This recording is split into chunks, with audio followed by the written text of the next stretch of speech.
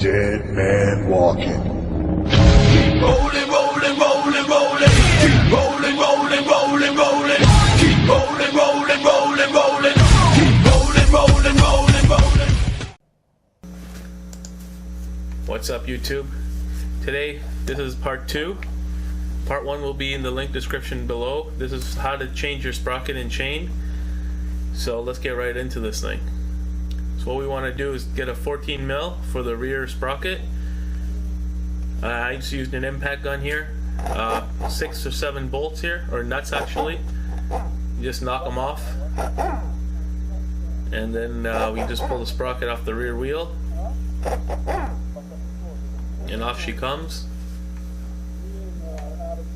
You just want to clean up where the sprocket sits on the hub assembly there.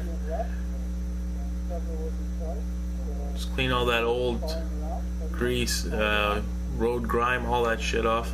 I just use brake parts cleaner for this. You want to grab your new sprocket, throw it on,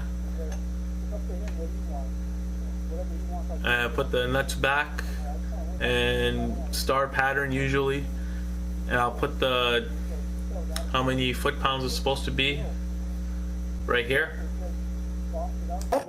You're gonna get the point, right? Yeah. But it's not gonna be stuck in fighting, right? Actually, he told me, he's like. Next, what you want to do is put the rear wheel back on. Slide the shaft back through the pilot holes. Make sure your caliper bracket's in place on the opposite side, and make sure you don't lose that spacer that you took off. So spacers on both sides. There's a caliper bracket on the opposite side of this view, and then put your blocks back in the way they came out. There's a washer, and then there's the axle nut itself. Make sure everything goes back the way it came back, or it came out.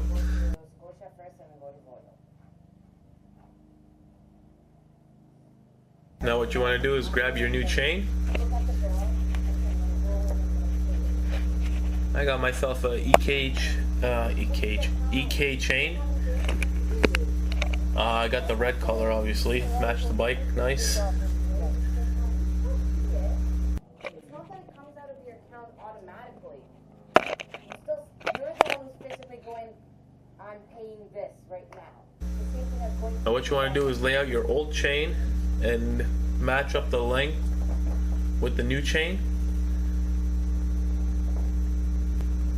So that's what I did here.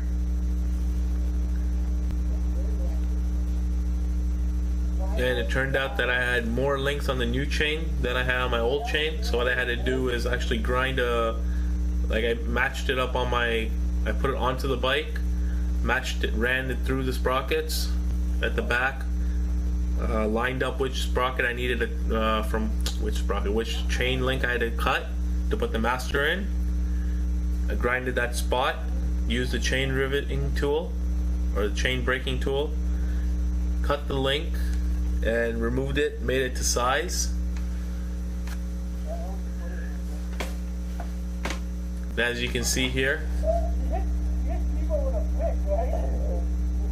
running the chain through the bike. Does your mom need anything from Costco? No, we got a Costco thing now. Huh? My dad got a Costco thingy. Yeah, because he wanted to pump gas there too now. Oh, God.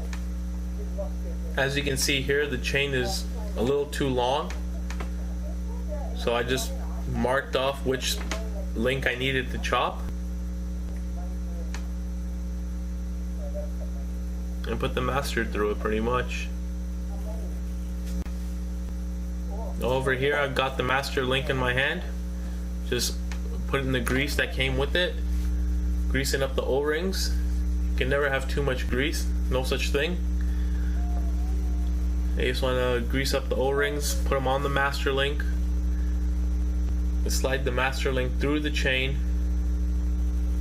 And there's another set of O-rings that you put on afterwards, and then you put the master clip on the opposite side.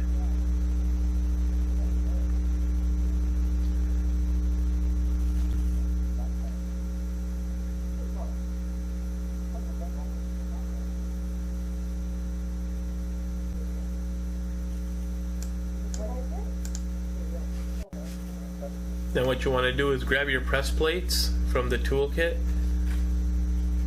and just press the master link together as the rivet material pushes out through the opposite side. So it just comes up like very like 1/8 of an inch pretty much, if not less than that. It just comes out, protrudes a little bit, so you can actually rivet it.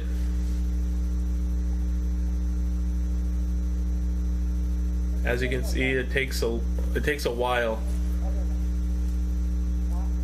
and you want to make sure that you don't press it too far, so it gets like the links start binding and stuff like that. So take your time with this.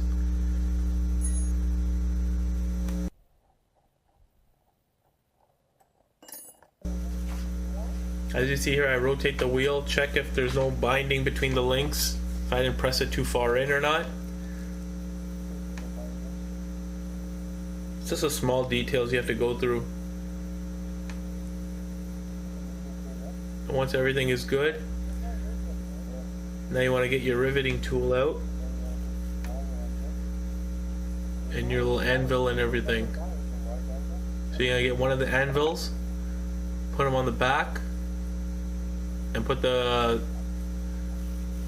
riveting tool, riveting pin through the tool so you can actually flare out the ends.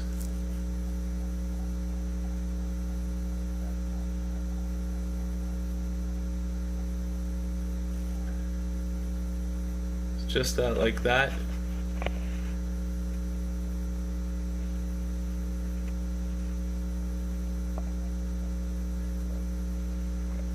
Next, after that's done, you want to go to the front and tighten up the front sprocket. The front sprocket, what I did here was I used a piece of wood and wedged it between the wheel so it wouldn't move. And the front sprocket you need to tighten down to 90 foot-pounds.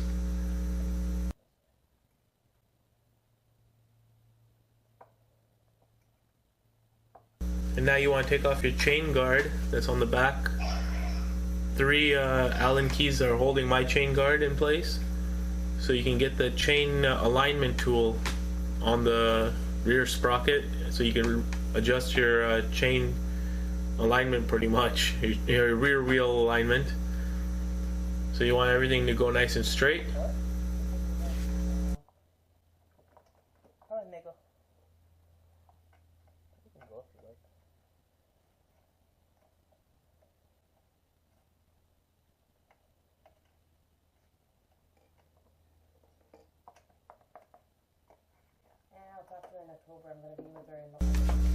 So what I did here, I put the chain alignment tool and just pulled the wheel back as far as I could go, adjust the chain tensioners,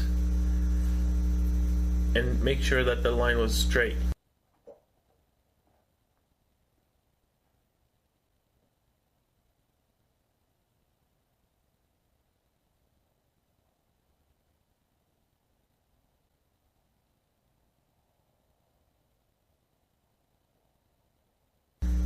Now back to the front sprocket.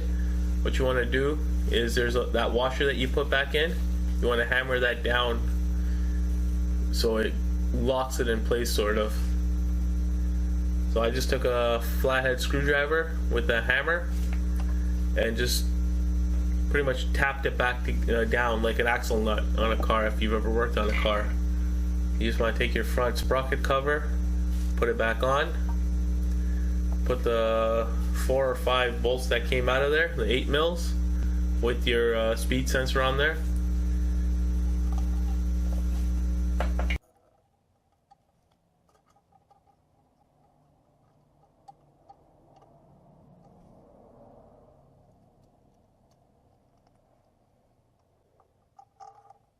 And that's it.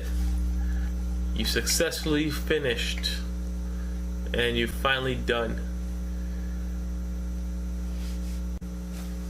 So this was a video of how to install front and rear sprockets on a 2007-2008 Ninja ZX6R. Hope you enjoyed it. like, comment, and share. Subscribe to the channel. Love the support. I'll see you again.